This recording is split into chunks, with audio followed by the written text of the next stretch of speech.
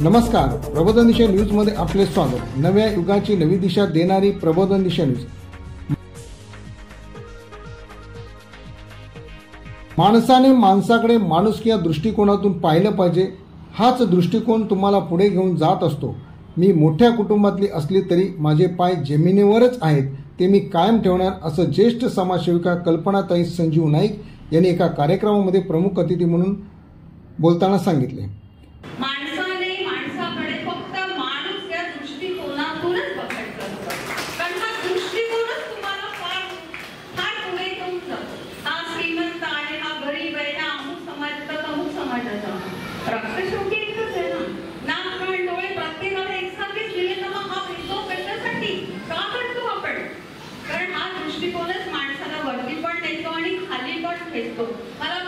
ऐरोलीतील खानदेश सन्मान प्रतिष्ठानच्या वतीने महिलांसाठी खानदेश महिला जोडो अभियान आणि जागर दुर्गा मातेचा उत्सव कार्यक्रमाचे आयोजन केले होते।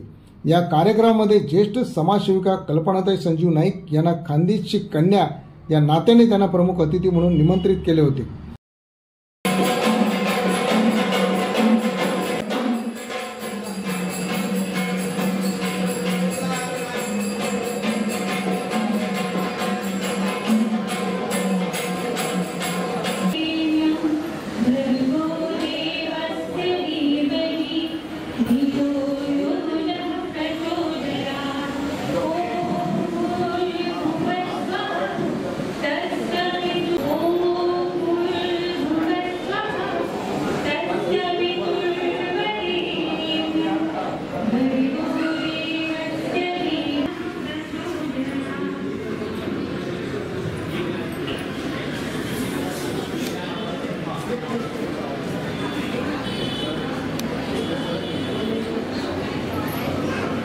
कल्पनाताई संजीवजी नाईक यांची खानदेश सन्मान प्रतिष्ठानाच्या वतीने त्यांचं सहर्ष स्वागत करते। पुन्हा एकदा जोरदार टाळ्या वाजवून मॅडमचं स्वागत करायचे। जोरदार टाळ्या वाजवायचे।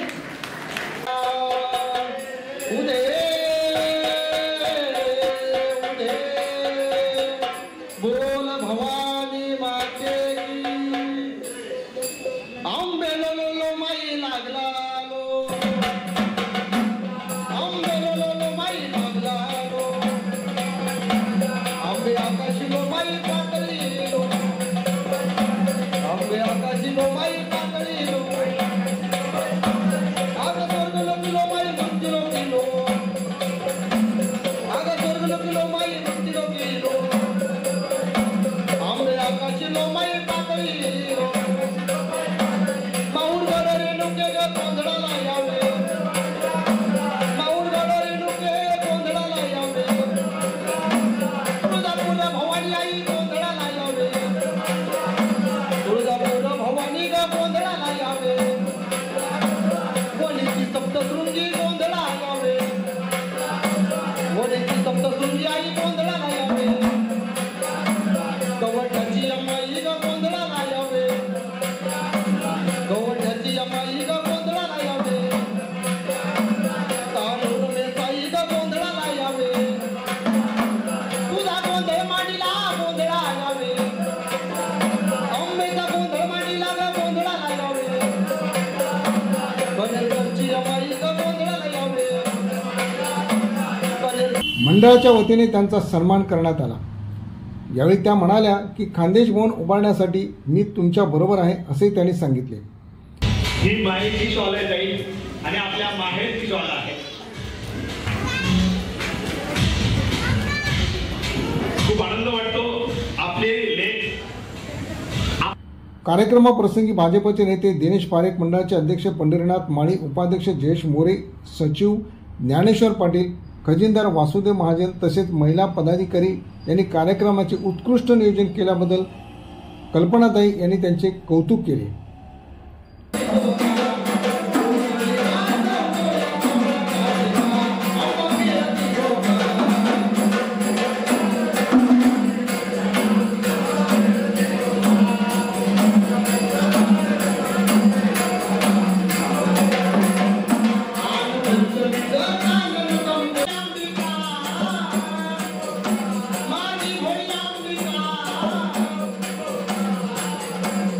Thank you.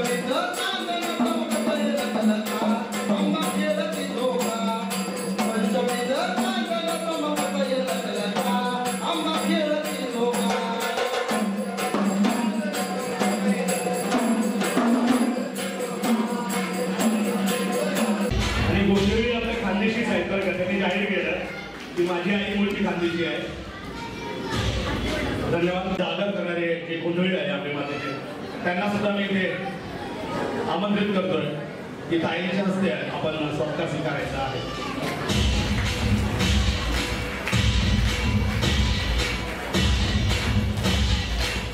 प्रतिष्ठान खानदेश सन्मान प्रतिष्ठान आयोजित हा सुसंवाद कार्यक्रम त्या सर्व प्रतिष्ठानच्या सदस्यांना, सर्व पदाधिकाऱ्यांना सगळ्यात आधी माझा मनापासून नमस्कार आणि इथे उपस्थित असलेल्या माझ्या सगळ्या भगिनींना सुद्धा माझा मनापासून नमस्कार.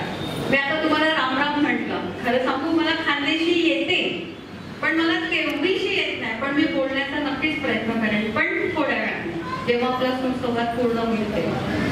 सगळ्यात आधी मी माझा माहेरचा परिचय देते. सासरचा परिचय तर तुम्हाला सगळ्यांना परिचयाचा आहे असं मी समजते. माझं नाव मूळचं माहेरचं कल्पना नवल वामन पाटील. माझं माहेर आहे बिलाडी, जे धुळे जिल्ह्यात आहे. धुळ्याहून फक्त 6 किलोमीटर आहे. तिथला माझा जन्म. पण वय वर्ष 7 नंतर मी ह्या नव्या मुंबईच्याच लहानाचे मोठे झाले. इथेच शिकले. 10वी पर्यंत मी इथे शिकले. 10वी नंतरचं माझं पूर्ण शिक्षण माझ्या गावी झालं. धुळ्याला मी SSVPS कॉलेजला मी ग्रॅज्युएशन पूर्ण केलं. मी सायकोलॉजी मध्ये BA केलंय. हा माझा माहेरचा मूळचा परिचय. आणि बाकी नंतर आता लग्नाला 28 वर्ष झाले.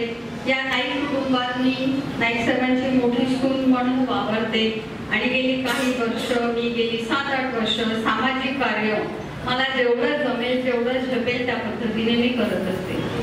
आज आपल्या इथे भेटण्याचा उद्देश असा सुसंवाद तर साधायचा आहेच. मला सगळ्यात जास्त आनंद ह्या गोष्टीचा झाला की माझी सगळी माणसं माझ्या समोर बसले. खरं तर मी आतून खूप भावूक झाली आहे. बघा माझ्या अंगावर काटे आले. खरं तर तो वेगळाच असतो, कारण आपली त्या मातीशी आपली नाळ जोडलेली असते. जशी आपल्या आईची आपल्या मुलाची नाळ जोडलेली असते, तशीच आपण ज्या प्रांतात राहतो, आपण ज्या गावात राहतो, आपण ज्या विभागामध्ये राहतो, त्या विभागाची आपली नाळ, प्रेमाची नाळ ही जोडलेली असते. तुम्ही नाळ हा मराठी पिक्चर बघितला असेल ना. तिने जन्म दिलेला नसतो त्याला, पण ती त्याला पोटच्या मुला पण तसं होत नाही आणि तो त्यानंतर तो निराश होतो आणि ज्या आईने त्याला सांभाळलेलं असतो पुन्हा तो तिच्याकडे परत येतो. तर अशी ही नाळ असते जी प्रत्येकाशी जोडलेली असते. तशीच ही नाळ आपली जोडलेली आहे. म्हणून कदाचित मला इथे खेचून घेऊन आली. गेली 2 तुम्हाला इथे खरोखर शब्द देते की तुम्हा सगळ्यांना हा दुवा इथे आहे. तुम्हाला जेव्हा केव्हा ज्या ज्या गोष्टींची आवश्यकता असेल तिथे हा निरोप पोहोचवण्याचं काम मी नक्की करेन. फक्त राजकीय कार्यक्रमांनिमित्त आपण भेटणार हे मुळात मलाच पटत नाही. मी कायमस्वरूपी तुमच्याशी मला जोडायचं आहे. जोडून घ्या ना मला तुमचं सामावून घेणार ना.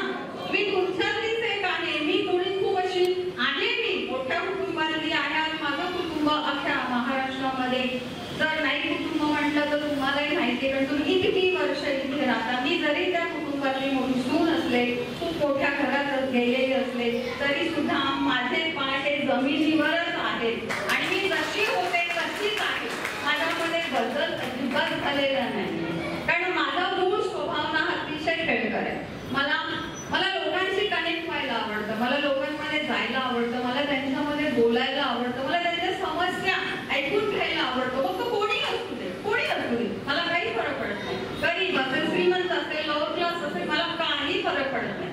माणसाकडे फक्त माणूस या दृष्टिकोनातूनच बघायचं असतं, कारण हा दृष्टिकोनच तुम्हाला फार पुढे घेऊन जातो. हा श्रीमंत आहे, हा गरीब आहे, हा अमुक समाजाचा अमुक समाजाचा. रक्त शेवटी एकच आहे ना. नाक कान डोळे प्रत्येकाला एकसारखेच दिले तर मग हा भेदभाव कशासाठी का करतो आपण? कारण हा दृष्टिकोनच माणसाला वरती पण नेतो आणि खाली पण खेचतो. मला खूप वाईट वाटतं की आपल्या समाजाची प्रगती का होत नाही, तर आपण ही कारणं शोधायला हवी. आपण का पुढे जात नाही? आता मगाशी दादांनी सांगितलं की एक रिक्षावाल्यांचा मुलगा फॉरेन कंट्रीज मध्ये गेला. ही किती कौतुकाची बाब आहे, कारण कष्ट आणि ऑनेस्टी, प्रामाणिकपणा या तुम्हाला खूप पुढे घेऊन जातात. मी इंस्टाग्रामवर 1-2-3 आपली खानदेशी मुलं आहेत, एक बोटीवर आहे, मी त्याला फॉलो करते. मला कौतुक वाटतं त्याचं, खूप कौतुक आहे मला त्या मुलाचं.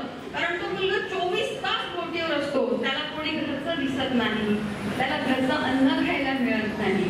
माझा मुलगा सुद्धा 5 वर्ष फॉरेन मध्ये होता. त्याने लंडनमधून त्याने इंटरनॅशनल बिझनेसची डिग्री घेतलेली आहे.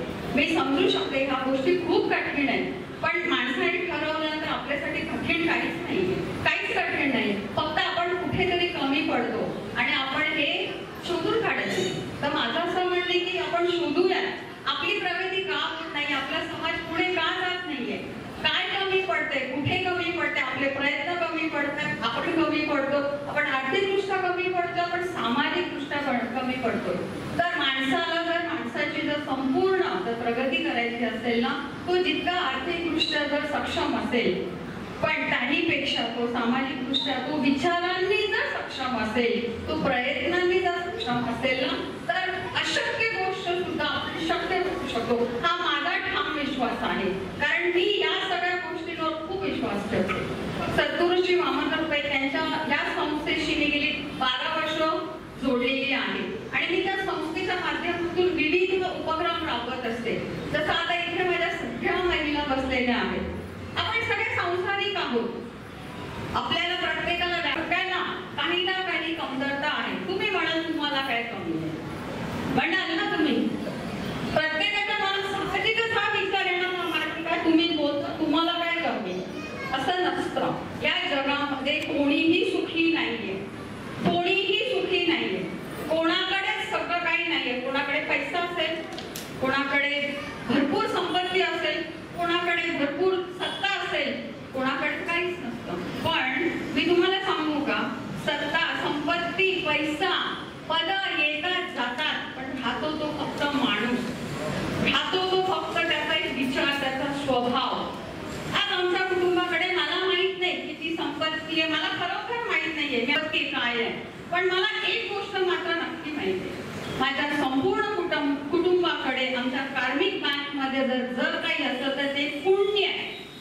ह्या पुण्याच्या जोरावर अनेक संकट आमच्या कुटुंबावर आले, अनेक संकटातून आम्ही गेलो. तुम्ही बघत असाल गेली 10 वर्ष थोडकीच नव्हे तर गेली 10 वर्ष आमच्याकडे कुठलीही सत्ता नाहीये. ही सत्ता आम्ही आमच्यासाठी कधीच मागितली नाही आणि मागणार पण नाही. देवाच्या कृपेने आम्ही खाऊन पिऊन सुखी आहोत. आम्हाला जेवढं गरजेचं आहे तेवढं आमच्याकडे नक्कीच आहे आणि आम्ही सुद्धा याच गोष्टीवर विश्वास ठेवतो की आपल्याकडे अन्न, वस्त्र, निवारा, चांगलं उत्तम शिक्षण, उत्तम आरोग्य, असं त्याच्यापेक्षा आणखी काय हवंय तुम्हाला. खूप लोकांकडे संपत्ती असते पण त्यांच्याकडे उत्तम आरोग्य नसतं. खूप ठिकाणी सत्ता असते, संपत्ती असते, पण तिथे शिक्षण नसते, सरस्वती नसते. लक्ष्मी असते तिथे सरस्वती नसते, तिथे सरस्वती असते तिथे लक्ष्मी नसते. हे आपल्याला सगळ्यांनाच सांगते. पण ही तुमची प्रगती केव्हा होते, जेव्हा तुमचे विचार चांगले असतील. जसं मी म्हटलं की माझ्या कुटुंबाचे विचार उत्तम आहेत, माझ्या सासऱ्यांचे उत्तम विचार आहेत.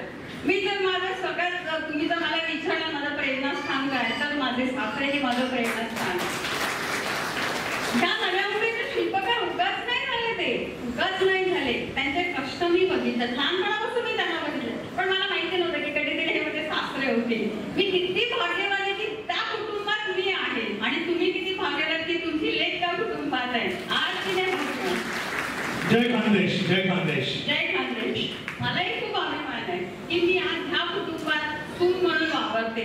समाजामध्ये एक मान आहे, सन्मान आहे, प्रतिष्ठान आहे, पण आपण पण त्या कुटुंबाच्या बरोबरीने वागायला हवं. आपलं वागणं बोलणं कसं असायला हवं. मी पूर्णपणे प्रयत्न करत असते की मी या सगळ्या गोष्टी राखून तसं वावरण्याचा प्रयत्न करेन.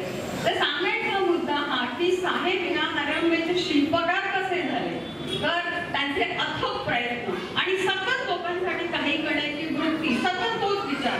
मला नाही वाटत मी कधी स्वप्नातही कोणाचा वाईट विचार करत असते, कारण मुळात तसं व्यक्तिमत्वच नाहीये. आज वय वर्ष त्यांचं 75 आहे, 74 पूर्ण झाले, त्यांना 75 लागले, पण एका 25 वर्षाच्या तरुणाला लाजवतील इतकी एनर्जी त्यांच्यामध्ये आहे, इतकी एनर्जी त्यांच्यामध्ये आहे. ही एनर्जी का बरं त्यांच्यामध्ये? कारण जेव्हा माणूस आतून स्वच्छ असतो ना, ते नेहमी म्हणतात माझे हात साफ आहेत, कारण माझं मन साफ आहे. माणसाचं जेव्हा मन साफ असतं, जेव्हा माणसाचे जेव्हा विचार स्वच्छ असतात ना, तो माणूस अशक्य गोष्ट शक्य करू शकतो.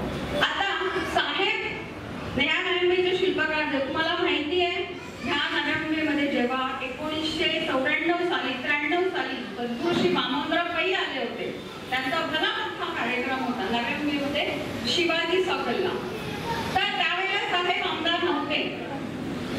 कार्यक्रम चालू असताना काही लोकांनी स्टेजवर, जेव्हा बऱ्याचशा लोकांना स्टेजवर बोलावलं तर सद्गुरूंना सांगितलं, सद्गुरू इथे कोणी आमदार नाहीये, इथे कोणी मंत्री नाही, इथे कोणी खासदार नाहीये. सद्गुरू म्हणाले काही गरज नाहीये त्याची. साहेब असे समोर बसलेले होते, त्यांना हात करून बोलावलं आणि सांगितलं, कशाला हवाय तुम्हाला आमदार, खासदार, मंत्री? हा काय उद्याचा मंत्री इथे बसलेला आहे आणि हा नुसता मंत्रीच नव्हे तर ह्या नव्या मुंबईचा शिल्पकार होणार आहे. तुम्ही ह्यांच्या पाठीशी राहा. हे शब्द पुढे जाऊन म्हणजे बघा, त्यावेळेला सद्गुरूंनी हे प्रेडिक्ट केलं होतं. सद्गुरू श्री वामनराव पै, सद्गुरू ही त्यांना उपाधी आहे, पण ते द ग्रेट फिलॉसॉफर आहेत. त्यांनी अमेरिकन, युरोपियन सगळ्या संस्कृतीचा, सगळ्या फिलॉसॉफर्सचा म्हणजे तत्वज्ञानांचा अभ्यास करून आणि त्यांचं तत्वज्ञान असा सगळ्यांचा मेळ करून त्यांनी जीवन विद्या मिशन फिलॉसॉफी असं त्यांचं ते संस्था आहे. ते म्हणजे ग्रेट फिलॉसॉफर, अतिशय प्रॅक्टिकल व्यक्तिमत्व. त्यांनी ते सांगितलं होतं. ते बोलले आणि म्हणजे ते शिल्पकार झाले का? बोलणं म्हणून कोणी होतं का? त्यासाठी तुम्हाला काम करावं लागतं, त्यासाठी तसे तुम्हाला प्रयत्न करावे लागतात, त्यासाठी तुम्हाला तसे एफर्ट्स घ्यायला लागतात. त्यानंतर साहेबांनी जी झेप घेतली ती आज गयाचे आहे तसेच आहे. हे नवी मुंबई शहर 14 गावं मिळून हे शहर बनवलेलं आहे. नुसतं शहर बनवलं नाही तर ते सुसज्ज शहर, स्वच्छ शहर. या शहरामध्ये अशी कुठली गोष्टीची कमी नाहीये. अतिशय वेल डेव्हलप शहर. मुंबईला पर्याय म्हणून या शहराची निर्मिती झाली. आज तुम्ही जर बघितलं त्या नव्या मुंबईमध्ये बाहेरून म्हणजे मुंबई साईडने लोक राहण्यासाठी येतात. का? तर हे शहर राहण्यालायक आहे की नाही? राहण्यालायक, राहण्याजोगे आहे ना तर म्हणूनच तर लोक या शहरात येतात ना. मग मला सांगा, असं असताना आपण का बरं मागे पडलो? तर तुम्हाला जर मला काही प्रश्न विचारायचे तुम्ही सहज विचारू शकता. तर मला हेच सांगायचं आहे, तर आता आपल्या ज्या लोकांमध्ये खूप लोक येणार, तुम्हाला वेगवेगळे अमिशन येणार, तुम्हाला वेगवेगळ्या गोष्टी सांगणार. आम्ही तुम्हाला हे देतो, आम्ही तुम्हाला ते देतो. पण मला फक्त एकच सांगायचं तुम्हाला, ह्या सगळ्या माझ्या माता भगिनी आहेत ना, आपण माणसं बऱ्यापैकी ओळखतो ना. परमेश्वराने आपल्याला एक सिक्स सेन्स दिलेला आहे. एक सिक्स सेन्स स्त्रीला दिलेला असतो माणूस कसा आहे ओळखण्यासाठी. फक्त तुम्ही जे कोणी तुमच्या दारात येतील फक्त त्यांची कुंडली काढून बघायची. कळते ना? कुंडली कळते ना? सोपा अजून शब्द सांग. रेडी करून बघायची. रेडी पण नाही जमलं, माहिती काढून बघायची. अमुक जसं पूर्वी खबरी पाठवायचे आपले मावळे, कोणाची खबर काढायची असेल तर तसं खबरी काढून. मला वाटतं या सगळ्या गोष्टींची पण काही गरज नाहीये. जे आहे ते सगळं तुमच्या नजरेसमोर आहे. कोणी येणार तुम्हाला काही सांगणार, आम्ही तुम्हाला इतकं देतो, आम्ही तुम्हाला तितकं देतो, आम्ही तुम्हाला हे करून देतो, आम्ही तुम्हाला ते करून देतो, तुमच्या गावाला आम्हाला जे काही तुम्हाला हवं असेल ते आम्ही तुम्हाला देतो. खरं वाटतं तुम्हाला? वेळ नाही कदाचित, पण पुढे जाऊन ते कंटिन्यू त्या गोष्टी राहतील असं वाटतं तुम्हाला? त्या गोष्टींचं सातत्य राहील असं वाटतं तुम्हाला? राहील का सातत्य? नाही ना? श्योर, एकदम खात्रीलायक सांगते तुम्ही मला कॉन्फिडेंटली आन्सर पाहिजे, मला कॉन्फिडेंटली उत्तर पाहिजे, कारण मी खूप प्रॅक्टिकल आहे. मला असं घुमवून फिरून बोलता येत नाही. मी 97ची सून आहे. स्पष्ट बोलायला मला फार आवडतं. ह्याला हा सांगत असतो तुम्हाला, तू कुठेतरी चुकली आहेस, तू कुठेतरी चुकला आहेस. अंतर्मन कधीही तुम्हाला खोटं सांगत नाही. जर तुम्हाला प्रॅक्टिकल करून बघायचं असेल ना एखादी गोष्ट, जर समजा तुम्हाला हवी असेल किंवा चुकली असेल तर फक्त ना शांत बसून विचार करायचा. मी जे केलं ते बरोबर केलंय का? मला कुठे चुकले तर नाही? मी कुठे कमी पडलंय?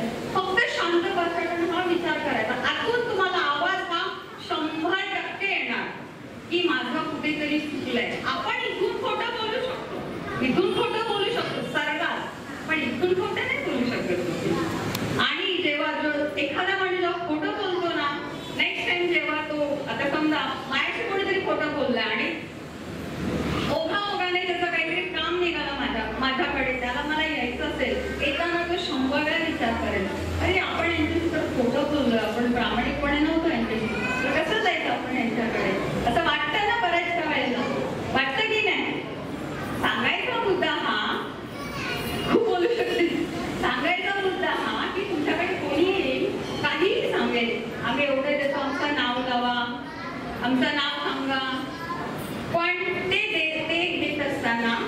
एखादा क्रिमिनल गुन्हेगारी पार्श्वभूमी असलेला माणूस जर तुमच्याकडे येत असेल आणि एखाद्या चांगल्या गोष्टीसाठी जर तुम्हाला काही तो देऊ करत असेल तर घेणार का तुम्ही? घेणार का? वाल्या गोळ्याला जेव्हा विचारलं गेलं नारद मुनींनी की तू जी पापं करतोयस ती तुझ्या बायका मुलांसाठी करतोयस ना, तर एकदा जाऊन आपल्या बायको आणि मुलांना विचार ना की मी हे जे माणसं मारतो, चोऱ्या माऱ्या करतो, हे मी तुमच्यासाठी करतोय, असं तू फक्त जाऊन विचार की हे मी कोणासाठी करतोय. तेव्हा त्याने विचारलं की मी हे सगळं तुमच्यासाठी करतोय, तर मग मी ह्या पापाचा भागीदारी आहे ना, पण मग तुम्ही पण माझ्या पापाचे भागीदारी आहात ना. त्यांनी सरळ सांगितलं, पाप तू केलंय, आम्ही का तुझ्या पापाची भागीदारी होऊ? बरोबर ना? सांगायचा मुद्दा हा की जर तुम्हाला जर कोणी गुन्हेगारी पार्श्वभूमी असलेली व्यक्ती जर तुम्हाला काही देऊ करत असेल तर चांगल्या वस्तूसाठी तुम्ही त्या धनाचा किंवा त्या संपत्तीचा वापर करणार का? तुम्ही करणार का? नाही करणार ना. सद्गुरू श्री वामनराव पै यांनी जेव्हा कर्जतचं ज्ञानपीठ बांधायला घेतलं, अजून एक उदाहरण देते तुम्हाला. तर आमची माणसं येतात, जेवतात, तासाभरामध्ये थोडंफार काही न्यूज बघणार, एका मिनिटात कुठल्या राजकीयांना एका मिनिटात झोप लागते, पुन्हा उठून त्यांच्या कामाला फ्रेश. आमच्या घरामध्ये पॉलिटिकल डिस्कशन होत नाही, राजकीय गोष्टींची अजिबात चर्चा होत नाही. घरासारखंच असलं पाहिजे. मग असं खंबीर नेतृत्व तुम्हाला हवंय का? पुढे जाऊन जर आपल्याला आपला विकास करून घ्यायचा असेल, आपल्या शहराचा विकास हवा असेल, आपल्या शहराची भरभराट हवी असेल, तर जर तुम्हाला योग्य वाटेल की नाही नाईक साहेबच आपल्यासाठी योग्य आहेत आणि आपल्याला नाईक साहेब म्हणून नेतृत्व हवंय आणि आपल्याला त्यांनाच निवडून द्यायचं, तर दादा तुम्ही म्हणाला की मंत्री तुमचे सगळ्यांचा आशीर्वाद, तुमची सगळ्यांची साथ संगत सोबत असेल तर साहेब मंत्री देखील होतील, मुख्यमंत्री सुद्धा होतील. आज मला तुमच्याकडून हे सगळे आशीर्वाद हवेत की नाही साहेब मंत्रीच व्हायला हवं, नव्हे ते होणारच. मुख्यमंत्री होतील की नाही मला माहिती नाही, पण जर ईश्वराच्या जर मनात असेल ना, आणि तुम्हीच ईश्वर आहात, ईश्वर हा प्रत्येकामध्ये. आज या माझ्यासाठी दुर्गा माता आहेत, ह्या सगळ्या देवीचं रूप आहे आणि हे जे भाऊ बसले हे सगळे ईश्वर रूपी आज तुम्ही माझ्यासमोर तुम्ही बसलेले आहात. तर मला तुमचे आशीर्वाद हवे, तुमची सोबत हवी, मला तुमची हाक हवी आणि मला तुमच्यामध्ये सतत असंच राहायला आवडेल. तुमचे काहीही कार्यक्रम असू दे, कधीही असू दे, तुम्ही मला बोलवा, कुणाला काही प्रॉब्लेम असेल मला सांगा, मी आहे, मी नेहमी तुमच्या सोबत असणार आहे. मी अजिबात नाही, हे मी तुम्हाला सांगतो. माझं दादावरती प्रेम आहे तो भाग वेगळा, परंतु मी ज्यावेळेस मातीचा प्रश्न येतो, बाकीची सगळी मंडळी तुम्ही तुमच्या पक्षाचं काम कुशाल करा, अशा पद्धतीचा इथे आहे, व्यापक दृष्टिकोन आहे. त्या दृष्टिकोनातून आम्ही पुढे चाललेलो आहे. आता हाच आमची लेख म्हणून तुम्हाला या नवी मुंबईतून तुम्ही आवाज काय दिला, आमची लेख आहे, पण तुम्ही कुटुंब महाराष्ट्राचं बोला, कुटुंब माझं महाराष्ट्राचं आहे, म्हणजे महाराष्ट्राला कुटुंब तुम्ही म्हटलेलं आहे, माझी घर, अशा पद्धतीने मोठी भावना ठरवली आहे. शेवटी लेख कोणाची आहे? खांद्याची आहे. ही भावना माहेरपणाचे पण संस्कार आहे, त्याचा आम्हाला अभिमान आहे. तर मध्ये तुम्ही थोडा भाऊक झाला होता, आम्ही सुद्धा थोडे भाऊक झालो. भावना आहे शेवटी, माणूस पण असलं पाहिजे तेव्हा भावना येतात. तर मी दोनच प्रश्न विचारतो आणि महत्वाचा तुम्हाला याच्याबरोबर थोडस गरबा नृत्य करायचं आहे, तो एन्जॉय करायचा आहे. तर आपण व्यापक दृष्टिकोनातून बोलला, पण जोडीदाराबद्दल जरा थोडक्यात संजीव नाईकांच्या आवडी खाण्यापिण्याच्या, आपली भाकरी कळण्याची भाकरी खातच का त्या? हो मग आवडीने खातात, वरून ठेचा तेल मस्त लावून, मध्ये मध्ये आठवण येते त्यांना, विसरले की कल्पना तुझी भाकरी नाही बनवली, त्यांना ही भाकरी बनवत नाही, माझी बहीण बनवते. कारण कळलं कसं तिच्या माहेरून जळून येतं, मग मी तिला सांगते बहिणी यांना ते भाकर खायचे, पण मी ज्वारीची भाकरी, बाजरीची भाकरी उत्तम बनवते. ज्वारी बाजरीच नव्हे तर इकडची आगरी भाकरी, जी तांदळाची भाकरी असते ती उत्तम बनवते. माझं लग्न झाल्यानंतर मला सगळे नातेवाईक आमच्या इकडचं कोपरखेळण्याचं साहेबांचं आजोळ आहे, सगळे नातेवाईक आमचे कोपरखेळण्यामध्ये राहतात. मला त्यावेळेला आवर्जून किचन मध्ये येते की नाही, मला स्वयंपाक येतो की नाही. आणि मी माझं स्वतःचं कौतुक करत नाही. साहेबांना माझ्या हातची प्रत्येक गोष्ट आवडते आणि ती मी बनवलेलीच आवडते. मी आपल्या खानदेशातल्या सगळ्या भाज्या बनवते. पातोड्यांची भाजी, डबूकोड्यांची भाजी, पुळा ठेचा जो आपण ठेचा खातो, शेंगदाण्याची चटणी, लसणाची चटणी, सगळं खातात. त्यांना सगळं आवडतं आणि खूप आवडीने खातात ते. त्यांना आठवण येते मध्ये मध्ये या सगळ्या गोष्टींची. भजींची आमटी पण बनवते बरं का मी. कटाने आमटी बी बनवते बरं का मी. पुरणपोळी रसना त्याने आमटीची पण असते ते बी खात असते. भात टाकी सण, भजी चुली सण, पोळ्या पापड बटाटे सण खात असत्या. अर्धा चांगल्याशी होय काय. ठीक आहे, आपली संस्कृती रुजवली तुम्ही. ही आगळी संस्कृती वेगळी, हे कुटुंब वेगळं. पण मला फायदा एक असा झाला की मी लहानपणापासून इथे वाढले. आगरी लोकांच्या सहवासात ही संस्कृती मी माझ्या अंगी बाळगली. त्याचा तर मला नक्कीच फायदा झाला. पण तुम्हाला खरं सांगू, जसं की म्हटलं की त्यांना तसं साहेबांना जेवण उत्तम लागतं आणि ते आवर्जून सांगतात स्वयंपाक हा कधीही मनापासून केला गेला पाहिजे. मनाने केलेला स्वयंपाक, त्याच्यात आपले विचार जर आपण चांगले टाकले आणि प्रेमाने जर आपल्या माणसासाठी जर आपण ते जर केलं तर ते त्यापर्यंत पोहोचतं. आणि खरं म्हणाल तर आमचा हा बॉन्ड जास्त आहे.